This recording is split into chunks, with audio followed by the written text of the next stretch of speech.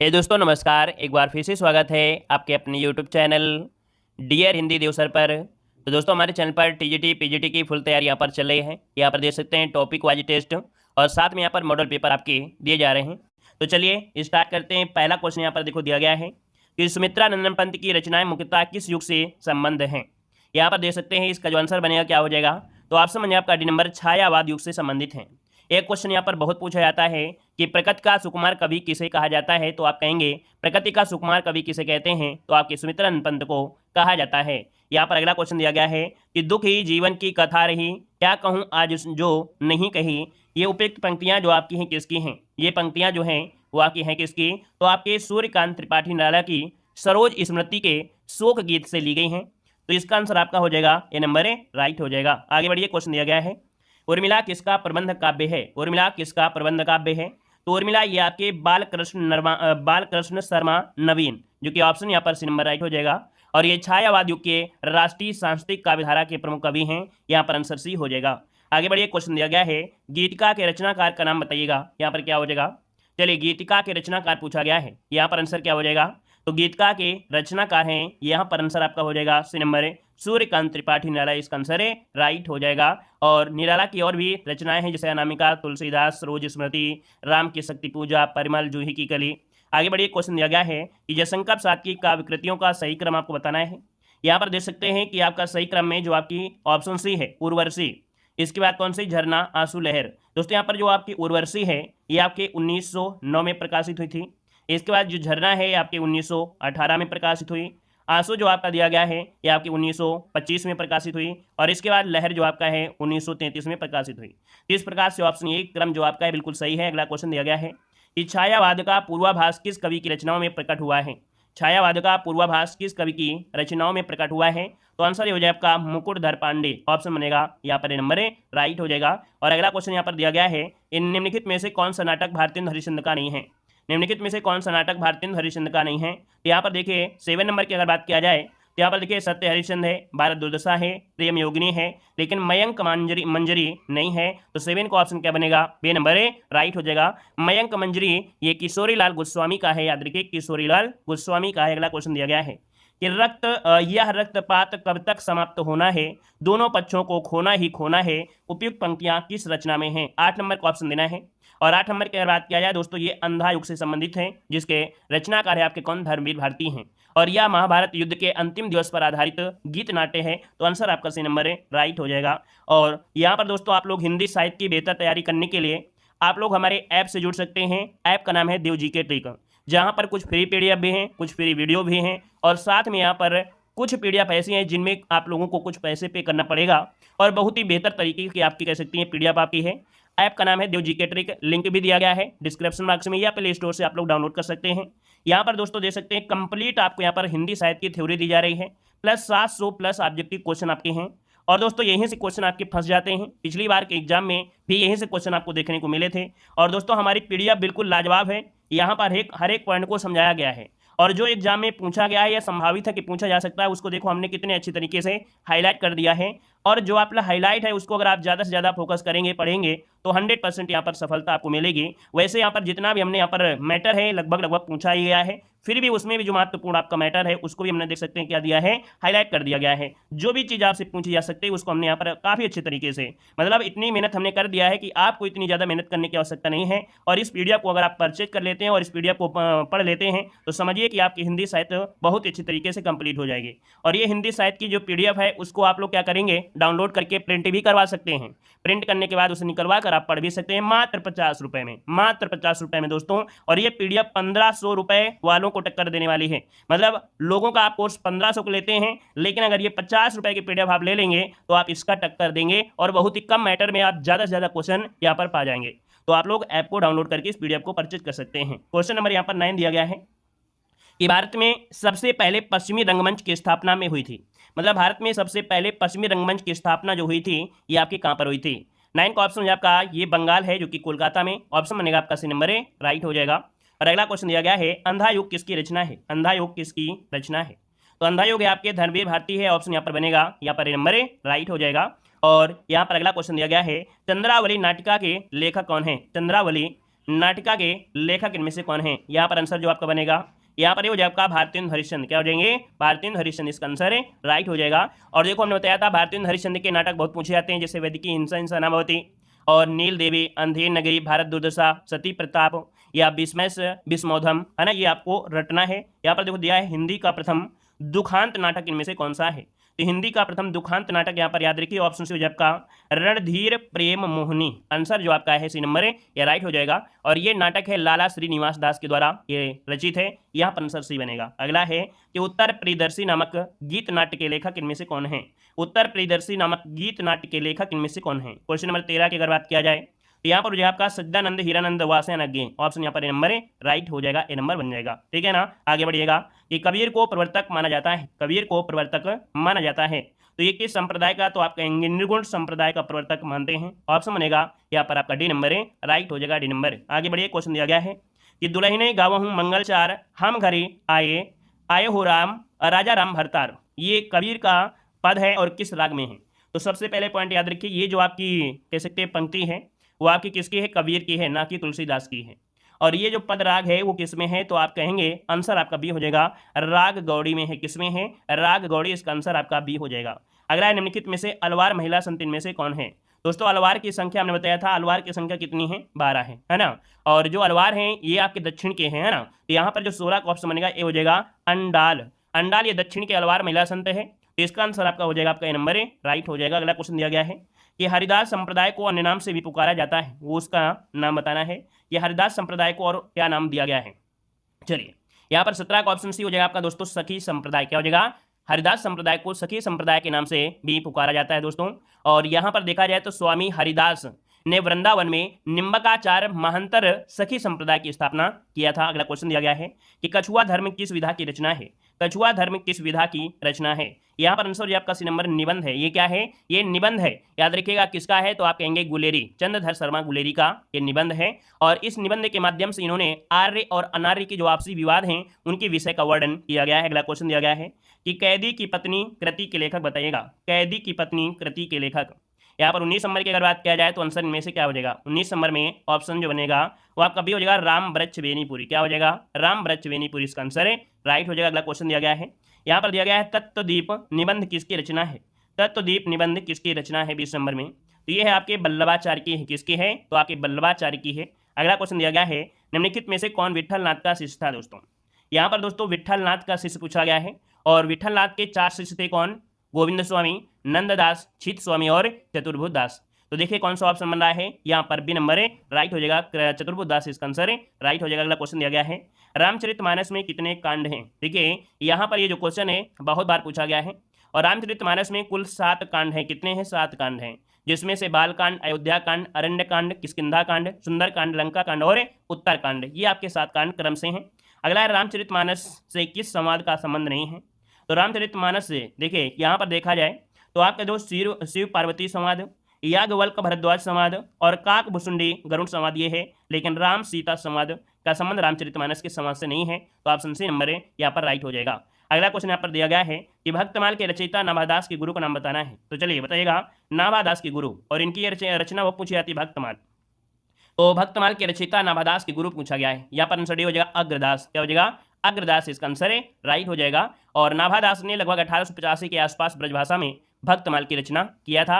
और अगला क्वेश्चन दिया गया है कि जयसीकृत पद्मावत है, जयसीकृत जो पद्मावत है ये आपका है क्या?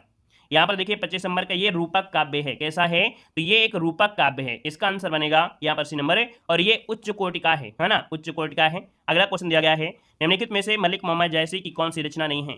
मलिक मोहम्मद जैसी की कौन सी रचना नहीं है? देखिए आखिरी कलाम, अखरावट, पद्मावत, लेकिन चित्रावली नहीं है। तो 26 का ऑप्शन क्या हो जाएगा? 26 का ऑप्शन डी नंबर है, राइट हो जाएगा, डी नंबर हो जाएगा। ठीक है ना। यहाँ पर आगे बढ़िए क्वेश्चन दिया गया है कि निम्नलिखित में से कौन सा संस्मरण रेखा चित्र विधा की रचना नहीं है? निम्नलिखित में से कौन सा संस्मरण रेखा चित्र विधा की रचना नहीं है? यहाँ पर 27 नंबर में देखिए पदम पराग है, अतीत के चलचित्र है, माटी की मूर्तें हैं, लेकिन ज्योति विहग नहीं है। तो 27 का ऑप्शन क्या हो जाएगा? यहाँ पर डी नंबर हो जाएगा। यहाँ पर अगला क्वेश्चन दिया गया है कि भारतीय नारी की समस्याओं को आधार बनाकर महादेव वर्मा ने कौन सा ग्रंथ लिखा है? यहाँ पर देखिए आपका आंसर हो जाए आपका बी नंबर, श्रृंखला की कड़ियाँ। श्रृंखला की कड़ियाँ ये जो आपकी है, कहा जाता है कि मतलब कह सकते हैं महादेव वर्मा ने इस ग्रंथ को एक प्रकार से भारतीय जो नारी उनकी समस्याओं को आधार बनाया है, आंसर बी बनेगा। अगला क्वेश्चन दिया गया है माधवानल काम कंदला किसकी रचना है? माधवानल काम कंदला किसकी रचना है 29 नंबर है। तो ऑप्शन यहाँ पर क्या हो जाएगा 29 का ऑप्शन बनेगा डी नंबर है आलम, है ना। यहाँ पर आंसर डी नंबर है राइट हो जाएगा आलम। आगे बढ़िए, क्वेश्चन दिया गया है कि 8 मास बीते जजमान अब तो करो दक्षिणा दान पंक्तियों का संबंध किस संपादक से है? ये पंक्तियां जो आपकी हैं दोस्तों प्रताप नारायण मिश्र से हैं, ऑप्शन बी नंबर है राइट हो जाएगा। अगला क्वेश्चन दिया गया है कि हिंदी साहित्य में रीतकाल को श्रृंगार काल कहा गया है। तो ये बताइए हिंदी साहित्य में, है ना, रीतकाल को श्रृंगार काल जो कहा है वो किसने कहा है? यहाँ पर 31 नंबर का ऑप्शन देना है और 31 का ऑप्शन बनेगा सी नंबर है आचार्य विश्वनाथ प्रसाद मिश्र ने कहा है। यहाँ पर आंसर आपका सी नंबर है राइट हो जाएगा, ठीक है ना। और यहाँ पर आगे बढ़िए, क्वेश्चन दिया गया है कि आपसे कवित्र रत्नाकर की रचनाकार, कवित्र रत्नाकर के रचनाकार। चलिए, कवित्र रत्नाकर के रचनाकार यहाँ पर 32 का ऑप्शन देना है, आपका आंसर में से क्या हो जाएगा? यहाँ पर आपका जवाब हो जाएगा बी नंबर सेनापति हो जाएगा। अगला क्वेश्चन दिया गया है कि गंगा लहरी किसकी रचना है? गंगा लहरी किसकी रचना है? चलिए, गंगा लहरी जो रचना है वो किसकी है? तो आपकी पद्माकर की है। किसकी है?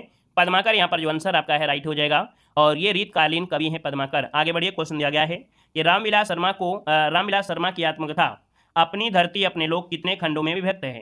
तो दोस्तों रामविलास शर्मा की आत्मकथा है अपनी धरती अपने लोग, और ये आपके कितने खंडों में है? तो आपके ऑप्शन बी 3 खंडों में है। कितने खंडों में? 3 खंडों में। पहला खंड जो हुआ है वो मुंडेर पर सूरज, और दूसरा खंड है देर सबेर, और तीसरा है आपस की बातें। ये 3 खंडों में विभक्त किया गया है।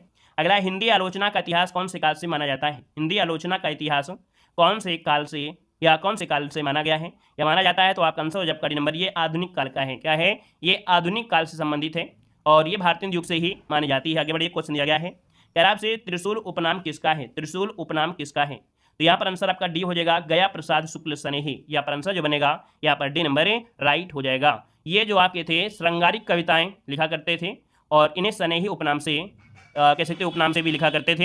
यहाँ पर आगे बढ़िए, क्वेश्चन दिया गया है आदिकाल को बिजवप्पन काल का नाम किसने दिया है? आदिकाल को बिजवप्पन काल का जो नाम दिया है वो किसने दिया है? ये क्वेश्चन बहुत पूछे जाते हैं। हमने टॉपिक वाइज हर एक कह सकते हैं करा दिया है। आदिकाल हो या वीर आदिकाल हो गया, भक्तिकाल हो गया, है ना, रीतकाल या आधुनिक काल, ये सबको हमने टॉपिक वाइज बहुत अच्छी तरीके से पढ़ा दिया है। तो इनको आप लोग पढ़ सकते हैं। देखो यहाँ पर दिया है 37 नंबर का जो ऑप्शन आपका आ रहा है सी नंबर है। ये आचार्य महावीर प्रसाद द्विवेदी। याद रखिएगा कि आदिकाल को बिजवप्पन काल जो नाम दिया है वो आपके आचार्य महावीर प्रसाद द्विवेदी ने दिया है दोस्तों, याद रखिएगा, ठीक है ना। और यहाँ पर और भी लोग हैं, जैसे चारण काल जो कहा है वो गियर्सन ने कहा है, आरंभिक काल जो कहा है वो मिश्र बंधु ने कहा है, ठीक है। रामचंद्र शुक्ल ने वीरगाथा काल कहा है, ठीक है। हजारी प्रसाद द्विवेदी ने आदिकाल कहा है, ठीक है। तो सब लोगों ने अलग अलग नाम दिया है। अगला है कि हिंदी साहित्य का वैज्ञानिक इतिहास के लेखक कौन है? चलिए, हिंदी साहित्य का वैज्ञानिक इतिहास के जो लेखक हैं हमने इनमें से कौन से हैं? तो यहाँ पर जवाब हो जाएगा B number doctor Ganapati Chandragupta. यहाँ पर आंसर आपका जो बनेगा बी नंबर इसका राइट हो जाएगा। और आगे बढ़िए, क्वेश्चन दिया गया है हिंदी कोविद रत्नमाला के लेखक कौन है? हिंदी कोविद रत्नमाला के लेखक इनमें से कौन है? 39 नंबर में 39 का जो ऑप्शन यहाँ पर आपका बी हो जाएगा श्याम सुंदर दास। बी नंबर है श्याम सुंदर दास इसका आंसर बनेगा। अगला दिया गया है निराला की साहित्य साधना किस आलोचक की पुस्तक है? चलिए, निराला की साहित्य साधना किस आलोचक की पुस्तक है? 40 नंबर। यहाँ पर आंसर भी हो जाएगा रामविलास शर्मा की है। किसकी है? रामविलास शर्मा इसका आंसर है राइट हो जाएगा। और अगला क्वेश्चन यहाँ पर दिया गया है कि आपसे मनीषी की लोक यात्रा किसकी जीवनी है?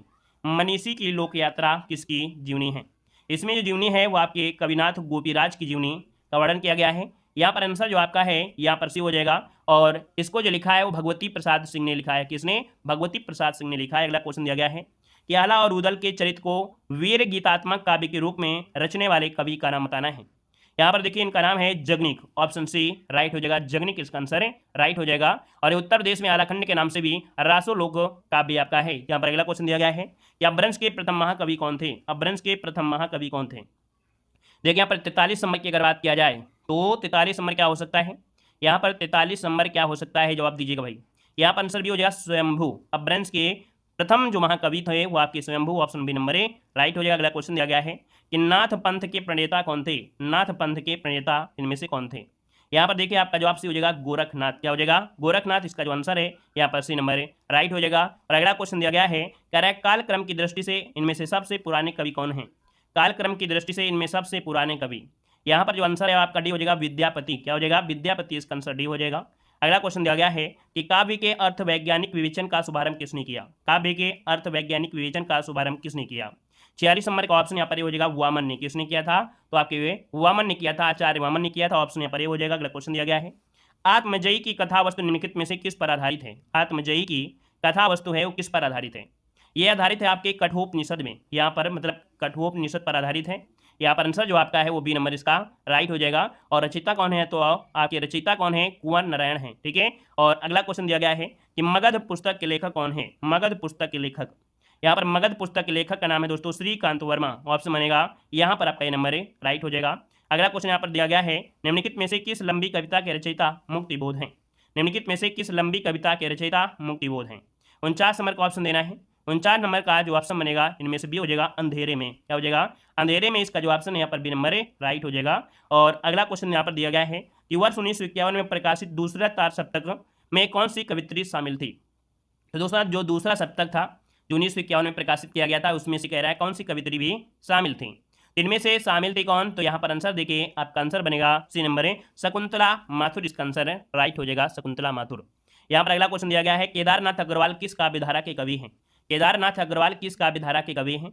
ये है आपके प्रगतिवाद। इसका आंसर सी हो जाएगा प्रगतिवाद हो जाएगा। अगला क्वेश्चन दिया गया है कि चंद्रधर शर्मा गुलेरी की कौन सी कहानी को कहानी कला की दृष्टि से उत्कृष्ट माना गया है। तो दोस्तों इनकी कहानी है कौन, यहाँ पर आंसर आपका हो जाएगा उसने कहा था। क्या है किसकी, तो आपकी चंद्रधर शर्मा गुलेरी की है। और इस कहानी को कहानी कला की दृष्टि से सबसे उत्कृष्ट माना गया है। आंसर ये हो जाएगा। अगला क्वेश्चन दिया गया है निम्नलिखित में से कौन कहानीकार प्रेमचंद युग में ही प्रतिष्ठा प्राप्त कर चुका था। मतलब इनमें से कौन सा कहानीकार है जो प्रेमचंद युग में ही प्रतिष्ठा प्राप्त कर चुका था। यहाँ पर आंसर सी हो जाएगा आपका जैनेन्द्र। यहाँ पर आंसर हो जाएगा आपका जैनेन्द्र। इसका आंसर है राइट हो जाएगा। यहाँ पर अगला क्वेश्चन दिया गया है कि वारेन हेस्टिंग का सांड कहानी की रचना किसने की है। वारेन हेस्टिंग्स का सांड कहानी की रचना किसने किया है। इस कहानी की रचना किया है उदय प्रकाश ने। किसने किया है, उदय प्रकाश ने किया है। और अगला क्वेश्चन दिया गया है राजा निर्वंशिया कहानी के लेखक कौन है। राजा निर्वंशिया कहानी के लेखक इनमें से पूछा गया है। तो यहाँ पर जवाब हो जाएगा आपका बी नंबर कमलेश्वर। क्या हो जाएगा, कमलेश्वर इसका आंसर है राइट हो जाएगा। और अगला क्वेश्चन दिया गया है मैथिली शरणगुप्त द्वारा रचित जयद्रथ वध क्या है। मैथिली शरणगुप्त द्वारा रचित जयद्रथ वध जो है ये आपका है क्या। देखिए 56 नंबर में ये आपका एक खंड काव्य है। क्या है, ये खंड काव्य है। इसका जो ऑप्शन है यहाँ पर सी नंबर है राइट हो जाएगा। और अगला क्वेश्चन दिया गया है कि शेखर जीवनी कैसा उपन्यास है। शेखर जीवनी कैसा उपन्यास है दोस्तों, ये गे द्वारा लिखा गया एक मनोविश्लेषणिक उपन्यास है ना। और किशोर मन के रहस्य को उद्घाटित करता है इसमें से। यहाँ पर 57 का ऑप्शन जो बनेगा वो आपका भी हो जाएगा मनोविश्लेषणवादी ये उपन्यास है। अगला क्वेश्चन दिया है कि आचार्य रामचंद्र शुक्ल के अनुसार हिंदी का पहला उपन्यास इनमें से कौन सा है। हमने टॉपिक वाइज हर एक टॉपिक जो आपके कवर करा दिया है, तो आप प्लेलिस्ट के माध्यम से हर एक चीज़ों को कवर कर सकते हैं। हिंदी का जो उपन्यास है वगैरह है ना, इस प्रकार के। यहाँ पर तो आपका आंसर हो जाएगा 58 नंबर में ऑप्शन ए परीक्षा गुरु। इसका आंसर है राइट हो जाएगा, परीक्षा गुरु बन जाएगा। ठीक है ना, लाला श्रीनिवास द्वारा ये रचित है परीक्षा गुरु। यहाँ पर अगला क्वेश्चन दिया गया है निम्नलिखित में से किस रचना की पृष्ठभूमि मछुआरा जीवन पर है। मछुआरा जीवन पर आधारित सागर कामा लहरे और मनुष्य, ये मछुआरा जीवन पर आधारित है। यहाँ पर आंसर जो आपका है सी नंबर राइट हो जाएगा। और ये जो आपका है ये उदय शंकर भट्ट के द्वारा लिखित उपन्यास है। अगला क्वेश्चन है कि महिला आंचल में पुड़िया के किसी गांव में रहकर डॉक्टर प्रशांत सिंह किस संबंध में रिसर्च करना चाहता था। दोस्तों 60 नंबर की अगर बात करें तो दोस्तों मलेरिया और कालाजार के संबंध में है। यहाँ पर आंसर आपका डी नंबर है राइट हो जाएगा 60 नंबर। दोस्तों हमने आपको बताया था कि फणीश्वरनाथ रेणु द्वारा रचित उपन्यास महिला आंचल है ना, जिसे हिंदी साहित्य का प्रथमांचलिक उपन्यास माना जाता है। इसमें क्या है, जो प्रशांत थे डॉक्टर प्रशांत, ये मलेरिया और कालाजार जो आपका रोग होता है उसको रिसर्च करना चाहते थे और इसे हिंदी साहित्य का प्रथमांचलिक उपन्यास माना जाता है। तो इसका आंसर आपका डी नंबर है राइट हो जाएगा। अगला क्वेश्चन दिया गया है कि नहुस के रचनाकार इनमें से कौन है। नहुस, दोस्तों यहाँ पर देखिए नहुस, यहाँ पर आपका जवाब हो जाएगा क्या, यहाँ पर हो जाएगा नहुस के रचनाकार पूछा गया है मैथिली शरणगुप्त। यहाँ पर आंसर आपका हो जाएगा ए नंबर हो जाएगा। और अगला क्वेश्चन दिया गया है भगवंती उपन्यास के रचयिता पूछा गया। भगवंती उपन्यास की रचयिता, यहाँ पर देखिए भागवंती उपन्यास के रचयिता का नाम है ए नंबर सुदर्शन। क्या हो जाएगा, सुदर्शन यहाँ पर आंसर है राइट हो जाएगा। और यहाँ पर आगे बढ़िए क्वेश्चन दिया गया है नेताजी कहिन के लेखक कौन है। नेताजी कहिन इसके लेखक पूछा गया है और इसके लेखक जो आपके हैं वो आपके मनोहर श्याम जोशी हैं। यहाँ पर आंसर हो जाएगा आपका डी नंबर है मनोहर श्याम जोशी। और अगला क्वेश्चन दिया गया है निम्नलिखित में से अमृत राय का उपन्यास बताइएगा। अमृत राय का उपन्यास यहाँ पर 64 नंबर पूछा गया है और 64 का जो आंसर बनेगा इनमें से राइट हो जाएगा सी बीज। याद रखिए 64 का ऑप्शन सी नंबर है राइट हो जाएगा बीज, ये इनका उपन्यास है। अगला क्वेश्चन दिया गया है कि अमान दास का पोथा शीर्षक उपन्यास के लेखक कौन है। अमान दास का पोथा शीर्षक उपन्यास के लेखक, दोस्तों आप लोग उपन्यास वाला वीडियो जरूर देख लीजिएगा, हमने बता दिया है क्योंकि उपन्यास बहुत पूछे जाते हैं। ठीक है, उपन्यास बहुत पूछे जाते हैं, उपन्यास और कहानी बहुत ज़्यादा रोल रहता है। देखिए 65 नंबर की अगर बात किया जाए तो यहाँ पर डी हो जाएगा हजारी प्रसाद द्विवेदी। क्या हो जाएगा, अमान दास का पोथा शीर्षक उपन्यास के लेखक कौन है, तो हजारी प्रसाद द्विवेदी इसका आंसर है, राइट हो जाएगा। आगे बढ़िए, क्वेश्चन आपसे अगला पूछा गया है। यहाँ पर आपसे कह रहा है सदाचार की ताबीज किसकी रचना है, सदाचार की ताबीज किसकी रचना है। यहाँ पर देखिए ऑप्शन यहाँ पर क्या बनेगा, ऑप्शन सी हो जाएगा आपका हरिशंकर परसाई। ये किसकी रचना है, हरिशंकर परसाई की है, ऑप्शन यहाँ पर सी नंबर है, राइट हो जाएगा। और अगला क्वेश्चन दिया गया है कि कथा सती सर की लेखा, कथा सती सर की लेखा इनमें से कौन है। यहाँ पर देखिए इसका आंसर क्या बनेगा, इसका आंसर हो जाएगा चंद्रकांता। क्या जगह, चंद्रकांता इसका आंसर राइट हो जाएगा। अगला क्वेश्चन दिया गया है छत्तीसगढ़ी किस भाषा की बोली है, छत्तीसगढ़ी तो ABC है ना, अवधी बघेली छत्तीसगढ़ी, मतलब ये आपकी पूर्वी हिंदी की है, ऑप्शन यहाँ पर आपका डी नंबर है, राइट हो जाएगा। अगला क्वेश्चन दिया गया है कि पश्चिमी हिंदी के अंतर्गत कौन सी बोली आती है, तो पश्चिमी हिंदी के अंतर्गत यहाँ पर देख सकते हैं कि खड़ी बोली, ब्रजभाषा, बुंदेली, हरियाणवी, कन्नौजी, ये आपकी आती हैं। तो यहाँ पर देखिए आपका आंसर क्या हो जाएगा, आपका ये नंबर है, पश्चिमी हिंदी इसका आंसर है, राइट हो जाएगा, कन्नौजी हो जाएगा, ठीक है ना। यहाँ पर अगला क्वेश्चन दिया गया निम्नलिखित में से कौन सी बोली राजस्थानी हिंदी के अंतर्गत आती है, हमने वीडियो बना दिया है ना। ये जो आपका वीडियो है ना, हिंदी साहित्य का जो आपका हिंदी भाषा का जो विकास है और जो बोलियाँ हैं, ये आपका अलग से प्लेलिस्ट मिल जाएगी, तो वहाँ पर आप लोग ये सब वीडियो देख सकते हैं। हमने टॉपिक वाइज जो भी आपके एग्जाम में पूछा जाता है ना, तो उसके टॉपिक वाइज हम कवर कर रहे हैं, तो उनको भी आप लोग देखते जाइएगा, ठीक है ना। यहाँ पर देखिए आपका 70 का ऑप्शन बनेगा क्या, सी नंबर मेवाती, ये राजस्थान हिंदी है ना, राजस्थानी हिंदी है, मेवाती इसका आंसर हो जाएगा। और देखो राजस्थानी हिंदी में भी 4 आपकी होती हैं, एक तो आपकी होती है जयपुरी है ना, जो पूर्वी हिंदी है, पश्चिमी हिंदी में होती है मारवाड़ी होती है, ठीक है, मारवाड़ी होती है। और इसके बाद यहाँ पर होता है यहाँ पर जो आपकी कह सकते हैं उत्तर में मिलेगी, वो कौन हो जाती है, मेवाती है ना, यहाँ पर हो जाती है मालवी। तो ये 4 आपकी होती हैं राजस्थानी हिंदी में। अगला क्वेश्चन दिया गया है निम्नलिखित में से कौन सा उपन्यास देवकीनंदन खत्री का नहीं है, देवकीनंदन खत्री का है नरेंद्र मोहनी, भाग्यवती है, कुसुम कुमारी है, लेकिन चंद्रकांता नहीं है। तो चंद्रकांता नहीं है, देखिए 71 का ऑप्शन यहाँ पर क्या हो जाएगा, यहाँ पर सी नंबर है, राइट हो जाएगा, सी नंबर हो जाएगा। यहाँ पर आगे बढ़िए, क्वेश्चन दिया गया है नेक्स्ट क्वेश्चन कह रहा है निम्नलिखित में से कौन सा उपन्यास देवकीनंदन खत्री का नहीं है। तो देखिए यहाँ पर 71 नंबर में यहाँ पर देखिए नरेंद्र मोहनी है, चंद्रकांता भी है, यहाँ पर देख सकते हैं कुसुम कुमारी भी है, लेकिन भाग्यवती नहीं है। भाग्यवती जो आपका है पंडित श्रद्धाराम फुल्लौरी द्वारा ये रचित है, इसका आंसर आपका बी नंबर हो जाएगा। अगला क्वेश्चन दिया गया है खराब से भारतवर्ष के लिए हिंदी भाषा का नाम सबसे पहले किसने सुझाया था। क्वेश्चन नंबर 72 देना है, और 72 की अगर बात किया जाए तो आंसर में से आपका जवाब क्या हो जाएगा। क्वेश्चन नंबर 72 जो आपका है वो आप लोगों के लिए कमेंट बॉक्स में कमेंट करना है, ये होमवर्क के रूप में आपको दिया गया है, तो इसका जवाब आप लोग कमेंट बॉक्स में कमेंट करिएगा। अगला क्वेश्चन दिया गया है एक से अधिक वर्णों के मेल को कहते क्या हैं, एक से अधिक वर्णों के मेल से, और जब वर्णों का मेल होता है तब यहाँ पर क्या होता है, यहाँ पर देखो एक से अधिक वर्णों के मेल को, तो अक्षर है, स्वर है, व्यंजन, यहाँ पर आंसर देखिए इसी नंबर है, राइट हो जाएगा। क्योंकि व्यंजन जो होते हैं है ना, कहीं ना कहीं देखा जाए तो आपके स्वरों को मिलाकर इनको बोल सकते हैं, ठीक है। यहाँ पर अगला है हिंदी में ध्वनियाँ कितने प्रकार की होती हैं, हिंदी में ध्वनियाँ कितने प्रकार की होती हैं। तो देखिए यहाँ पर आंसर क्या हो जाएगा, हिंदी में ध्वनियाँ कितने प्रकार की होती हैं, तो 74 का ऑप्शन यहाँ पर हो जाएगा स्वर और व्यंजन, मतलब आंसर बनेगा यहाँ पर ये नंबर राइट हो जाएगा। अगला क्वेश्चन दिया गया है कि मात्रा के आधार पर बताइएगा, मात्रा के आधार पर स्वर कितने प्रकार के होते हैं। जब मात्रा के आधार पर पूछा जाए तो आप क्या जवाब देंगे, तो आप कहेंगे 2। यहाँ पर देखिए यहाँ पर जो आंसर आपका है यहाँ पर ये नंबर एक तो आपका होता है हस्व स्वर, दूसरा होता है दीर्घ स्वर होता है, प्लू तो आपका वैसे ऐड नहीं होता है, इसलिए आंसर यहाँ पर ये हो जाएगा। अगला क्वेश्चन दिया गया है, यहाँ पर दिया है यहाँ उहाँ दुई बालक देखा, मति भ्रम मोरी की अनविशेखा, देख राम जानकी अकुलानी, प्रभु हंस दीने मधुकर मुस्कानी। पंक्तियों में रस पूछा गया है। देखिए रस का भी वीडियो हमने बना दिया है ना, तो रस को भी आप लोग देख सकते हैं, बहुत ही लाजवाब हमने वीडियो बनाया है, टॉपिक वाइज प्लेलिस्ट में आपको मिल जाएगा। यहाँ पर 76 नंबर की अगर बात किया जाए तो आंसर में से क्या हो जाएगा, तो यहाँ पर देखिए आपका जो आंसर आपका है ये हो जाएगा डी नंबर, अद्भुत रस का आंसर हो जाएगा। अगला क्वेश्चन यहाँ पर आपसे दिया गया है, यहाँ पर आपसे कह रहा है निम्न पंक्तियों में रस पूछा गया है, कहत नटत रीझत खिजत मिलत खिलत लज्जात, भरे भवन में करत हैं नैनन ही शोभात। यहाँ पर 77 की अगर बात किया जाए तो दोस्तों ये संयोग श्रृंगार है, क्या है, ये संयोग श्रृंगार है। अगला क्वेश्चन यहाँ पर दिया गया है, कह रहे अबलो नसानी अबना नसीहों में कौन सा रस है। दोस्तों ये रस को आप लोग रट लीजिएगा, क्योंकि अगर शांत रस आता है तो यही आपको मिलेगा। यहाँ पर आंसर आपके नंबर राइट हो जाएगा। यहाँ पर दिया गया है, यहाँ पर कह रहा है आयो आयो सुनत ही शिव सरजा तब नाम, बैर नारी द्रग जलन सो बूढ़ी जात अरिगाम। यहाँ पर अलंकार पूछा गया है, और अलंकार का वीडियो भी हमने अपलोड कर दिया है, ठीक है ना। जो भी आपका टॉपिक है उसके वीडियो आपके अपलोड किए गए हिंदी ग्रामर के, उनको भी आप लोग दे सकते हैं। यहाँ पर जो आपका आंसर है दोस्तों 79 में, वो ऑप्शन बनेगा ए नंबर, ये अतिशयोक्त है, क्या है, अतिशयोक्त है। और इसमें क्या है कि शिवाजी के आने का समाचार सुनते ही जो शत्रु नारियां थीं उनके नेत्रों के बहने वाले जल से शत्रुगांव डूबने लगा था, ये इसका अर्थ है। मतलब ऐसा बढ़ा चढ़ा कर बात की गई है, इसका आंसर आपका ये हो जाएगा। अगला क्वेश्चन दिया गया है, ओस बिंदु चुग रहे हंसने उसको मोती जान। तो ये बताइए अलंकार कौन है? तो यहाँ पर देखिए मोती तो है नहीं है, लेकिन ओस को समझ के वो कह सकते हैं चुन रही है, अर्थात भ्रमित हो रही है, अर्थात ये भ्रांतिमान है। यहाँ पर 80 का ऑप्शन जो बनेगा उसी नंबर हो जाएगा। ये हर एक उदाहरण आपको मिल जाएगा अलंकार वीडियो में। यहाँ पर दिया है मधुर मधुर मेरे दीपक जल, इसमें अलंकार कौन सा है? 81 नंबर में। यहाँ पर दोस्तों आपका आंसर क्या हो जाएगा? चलिए बताइएगा। मधुर मधुर मेरे दीपक जल, यमक हो नहीं सकता, उत्प्रेक्षा होगा नहीं। तो देखिए मधुर मधुर कहीं ना कहीं ये पुनरुक्ति प्रकाश है। यहाँ पर आंसर जो आपके 81 का नंबर है वो आपका हो जाएगा क्या? डी नंबर है, राइट हो जाएगा, मधुर मधुर। ठीक है, आगे बढ़िए। क्वेश्चन दिया गया है, यहाँ पर कह रहा है आपसे इंद वज्रा छंद के प्रत्येक चरण में कुल कितने वर्ण होते हैं? 82 नंबर की अगर बात किया जाए तो 82 का ऑप्शन सी हो जाएगा आपका 11। कितने होते हैं? 11 इसका आंसर है, राइट हो जाएगा। अगला क्वेश्चन यहाँ पर आपसे दिया गया है, कह रहा है सुमुखी छंद में कितने वर्ण होते हैं? 83 नंबर का ऑप्शन जो बनेगा ए हो जाएगा 23 होते हैं।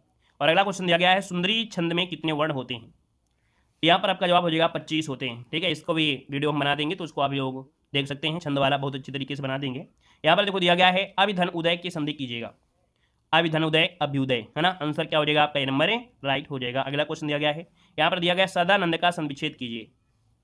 सदानंद में हो जाएगा सतधन आनंद। देखिए पहला ही वाला आपका राइट आंसर हो जाएगा। और जब भी आपका व्यंजन संधि होगा तो समझिएगा कि लास्ट में आपको डैश वाला जरूर मिलेगा। अगला क्वेश्चन दिया गया है, संधियां 3 प्रकार की होती है, निम्नलिखित में से कौन सा एक संधि का प्रकार नहीं है?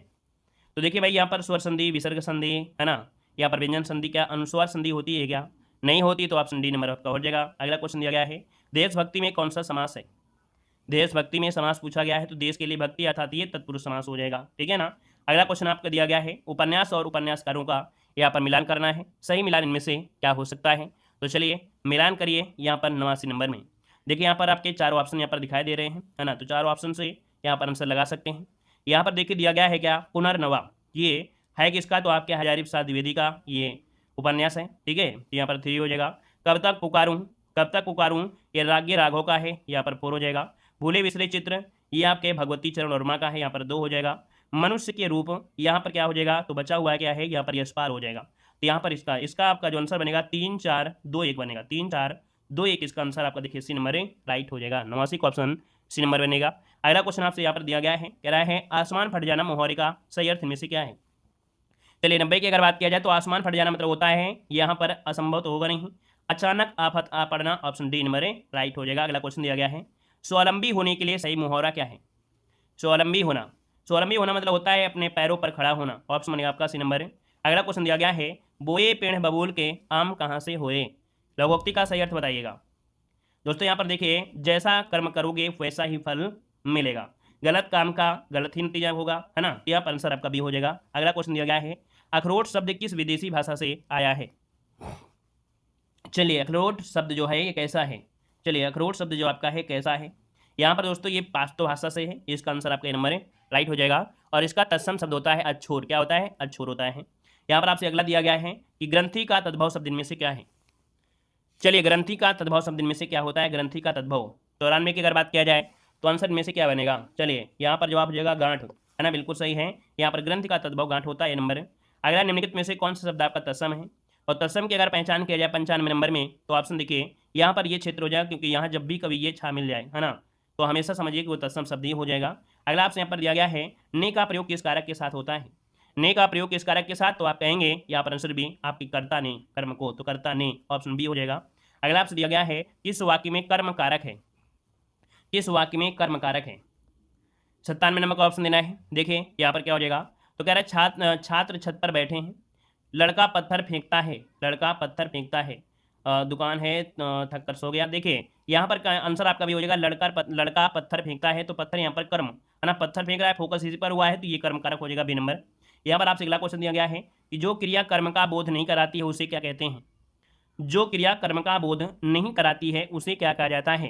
तो दोस्तों उसे बोलते हैं अकर्मक क्रिया। क्या कहते हैं? अकर्मक क्रिया कहते हैं। अगला क्वेश्चन दिया गया है, दिए गए 4 विकल्पों में से कौन सा शब्द स्त्रीलिंग है? यहाँ पर देखिए अध्यक्ष कैसा है, प्रकृति कैसी है, देखिए आपका भी नंबर इसका राइट हो जाएगा, प्रकृति। जब भी क्वेश्चन में आपका कैसी और कैसा मतलब पूछा जाए स्त्रीलिंग या पुल्लिंग, तो कैसा से आंसर आता है, तो पुल्लिंग, और कैसी से देखिए प्रकृति कैसी है, तो ये स्त्रीलिंग है। अध्यक्ष कैसा है ना, कैसी तो आप कहेंगे नहीं, कैसा कहेंगे, तो ये आपका पुल्लिंग। दुपट्टा कैसा है ये बोलेंगे, दुपट्टा कैसी है नहीं कहेंगे। समझ गए होंगे कि कैसा से आंसर पुल्लिंग, कैसे से आंसर है तो आपके स्त्रीलिंग। अगला क्वेश्चन दिया गया है, दिए गए 4 विकल्प दिए हैं, पुल्लिंग शब्द में से कौन सा है? चलिए क्वेश्चन नंबर 100 को ऑप्शन दीजिए, आप लोग इसको कमेंट बॉक्स में कमेंट करिएगा। एक क्वेश्चन आप लोगों को देना है ना, एक क्वेश्चन और हमने आपको दिया था। अगला क्वेश्चन दिया गया है, नेता का स्त्रीलिंग रूप बनाने में कौन सा आपका होगा, बताइए कौन सा विकल्प हो सकता है नेता का। यहाँ पर देखो ता का परिवर्तन आपका त्रा हो जाएगा, तो नेता का हो जाएगा नेत्री। यहाँ पर जो आपका आंसर है 101 नंबर में वो ऑप्शन हो जाएगा नेत्री। अगला क्वेश्चन दिया गया है, पानी शब्द का वचन बताइए, पानी का वचन क्या होता है। पानी हमेशा क्या होता है, हमेशा एक वचन ही होता है, याद रखिएगा, सदा एक वचन, यहाँ पर आंसर भी हो जाएगा। अगला है, निम्नलिखित विकल्पों में से दिशा शब्द का बहुवचन में से क्या है। दिशा का बहुवचन क्या होता है, चलिए दिशा का बहुवचन क्या हो जाएगा, यहाँ पर दिशाएं हो जाएगा, आंसर बी नंबर है, दिशाएं इसका आंसर है, राइट हो जाएगा। अगला क्वेश्चन दिया गया है, रीति शब्द का बहुवचन, रीति का बहुवचन क्या हो जाएगा, रीतियां, आंसर आपका बी हो जाएगा रीतियां। अगला क्वेश्चन दिया गया है, कह रहा है दिशाएं ही जिनके वस्त्र हैं, दिशाएं ही जिनके वस्त्र उन्हें कहा जाता है दिगंबर, ऑप्शन देखिए डी नंबर है, राइट हो जाएगा। अगला क्वेश्चन दिया गया है कि युद्ध की इच्छा रखने वाला, युद्ध की इच्छा रखने वाले को बोलते हैं युद्ध, ऑप्शन सी नंबर है, राइट हो जाएगा। अगला क्वेश्चन दिया गया है, जो शास्त्र जानता है उसे क्या कहते हैं, जो शास्त्र जानता है उसे साग्यास्त्र कहते हैं, मतलब आंसर जो आपका है यहाँ पर आपका बी नंबर हो जाएगा। अगला क्वेश्चन दिया गया है, महिमा शब्द में किस प्रत्यय का प्रयोग हुआ है। महिमा शब्द में प्रत्यय पूछा गया है दोस्तों, यहाँ पर आंसर क्या हो जाएगा, यहाँ पर आंसर आपका हो जाएगा ईमा हो जाएगा, जिसे महिमा, गरिमा, लगिमा, लालिमा, यहाँ पर ईमा होता है। अगला क्वेश्चन आपसे दिया गया है, कह रहा है अग्र का विलोम शब्द में से क्या है, अग्र का विलोम क्या हो जाएगा, चलिए अग्र का, तो अग्र का क्या हो जाएगा, पश्च हो जाएगा, सी नंबर हो जाएगा। अगला क्वेश्चन यहाँ पर आपसे दिया गया है, महान का विपरीत शब्द में से क्या है, चलिए महान का विपरीत पूछा गया है और महान का विपरीत हो जाएगा यहाँ पर तुच्छ हो जाएगा, ठीक है, तुच्छ हो जाएगा, या इसे हम क्षुद्र कह सकते हैं। अगर आपसे यहाँ पर दिया गया है कि गाढ़ा का विलोम क्या होता है, गाढ़ा का विलोम पतला हो जाएगा, बी नंबर। अगला क्वेश्चन दिया गया है, यहाँ पर दिया है निम्नलिखित में से कौन सा शब्द अग्नि का पर्यायवाची नहीं है। देखिए अग्नि का पर्यायवाची होता है पावक होता है, अनल होता है, वही होता है, अमी नहीं होता है, ठीक है, यहाँ पर देख सकते हैं 112 नंबर में जो ऑप्शन डी दिया है अमी नहीं होता है दोस्तों, ठीक है, क्लियर है ना। यहाँ पर आगे बढ़िए, ये अमृत का होता है, ठीक है, अमी होता है अमृत का। अगला क्वेश्चन दिया गया है, श्रुति सम भिन्नार्थक शब्द के जोड़े को पहचानना है, बिल्कुल एक जैसे देखने में लग रहे होंगे, मात्रा का अंतर होगा दोस्तों। यहाँ पर देखिए 113 नंबर में आपका पहला ऑप्शन हो जाएगा उपेक्षा, है ना, अपेक्षा और उपेक्षा, बस देखो सेम जैसे आपको लग रहे हैं और सुनने में आपको एक जैसे लग रहे होंगे, है ना, यहाँ पर आंसर ये हो जाएगा। अगला क्वेश्चन दिया गया है कि अयम एकाह सिंह अस्ति का हिंदी में अनुवाद क्या है, इसका हिंदी में अनुवाद हो जाएगा यह एक शेर है, आंसर आपका सी नंबर है, राइट हो जाएगा। अगला क्वेश्चन दिया गया है, अरे बेटा तुम कहाँ जा रहे हो का संस्कृत में अनुवाद करना है, इसका संस्कृत में अनुवाद क्या हो जाएगा, इसका संस्कृत में अनुवाद हो जाएगा भूपुत्र त्वम कुत्र गच्छसि, यहाँ पर आंसर जो आपका है डी नंबर है, राइट हो जाएगा। अगला क्वेश्चन दिया गया है, निम्नलिखित में से किस नाटक में वीर रस की प्रधानता है, दोस्तों वीर रस की प्रधानता है महावीर चरित्रम में, यहाँ पर आंसर आपका बी नंबर है, राइट हो जाएगा। अगला क्वेश्चन दिया गया है कि भी धातु के लोट लकार प्रथम पुरुष एक वचन रूप इनमें से क्या है। भी धातु में, भी धातु के लोट लकार में प्रथम पुरुष में एक वचन में रूप पूछा गया है, और यहाँ पर जो आपका आंसर बनेगा दोस्तों वो हो जाएगा विभेतु, क्या हो जाएगा विभेतु, इसका आंसर डी बनेगा। अगला आपसे यहाँ पर दिया गया है, आपसे शुद्ध्युपास्य का संविच्छेद इनमें से क्या है, शुद्ध्युपास्य का संविच्छेद पूछा गया है, तो जवाब हो जाएगा सुधी धन उपास्य, इसका आंसर सी हो जाएगा। अगला क्वेश्चन आपसे दिया गया है, यहाँ पर कह रहा है धा धन वक्ता रूप निष्पन्न होगा, दोस्तों 19 नंबर की अगर बात किया जाए तो यहाँ पर 19 नंबर का जो ऑप्शन बनेगा वो आपका बी हो जाएगा, यहाँ पर हिता हो जाएगा, क्या हो जाएगा हिता, इसका आंसर है, राइट हो जाएगा। जैसे देखा जाए तो धा का ही जो आपका है वो आदेश होता है, ठीक है, ही जो होता है वो आदेश होता है, जिसे बनता है दधा हिति है। यहाँ पर अगला क्वेश्चन दिया गया है, अगर आपसे सह माम पश्यति का कर्मवाच्य रूप क्या हो जाएगा, सह माम पश्यति का कर्मवाच्य क्या बनेगा, तो इसका कर्मवाच्य हो जाएगा तेन अहम पश्यते पश्ये, यहाँ पर आंसर आपका हो जाएगा बी नंबर, तेन अहम पश्ये, इसका ऑप्शन बी बनेगा। अगला क्वेश्चन दिया गया है द्विकर्म धातु नहीं है, द्विकर्म धातु नहीं है आपका सेव, इसका आंसर डी हो जाएगा। अगला भविष्यत काल में यह लकार प्रयुक्त होता है, तो भविष्यत काल में क्या प्रयोग होता है, यहाँ पर सी हो जाएगा आपका लृट, ये मुक्तर आपका सी हो जाएगा।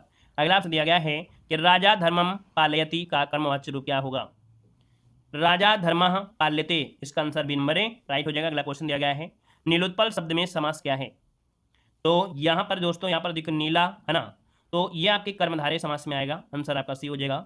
अगला पंचवटी में समास क्या है, पंचवटी में समास बताना है, और यहाँ पर दोस्तों पंचवटी में दोस्तों सूत्र होता है संख्या पूर्वो दिगु दिगुसच, मतलब यहाँ पर आंसर हो जाएगा कौन सा, यहाँ पर नंबर द्विग समास, इसका आंसर है, राइट हो जाएगा। तो दोस्तों 125 क्वेश्चन यहाँ पर आपके थे, पूरे के पूरे क्वेश्चन सॉल्व, और बेल आइकन सब्सक्राइब करने के बाद बेल आइकन जरूर दबा लीजिएगा, ठीक है, लाइक शेयर जरूर करें, धन्यवाद।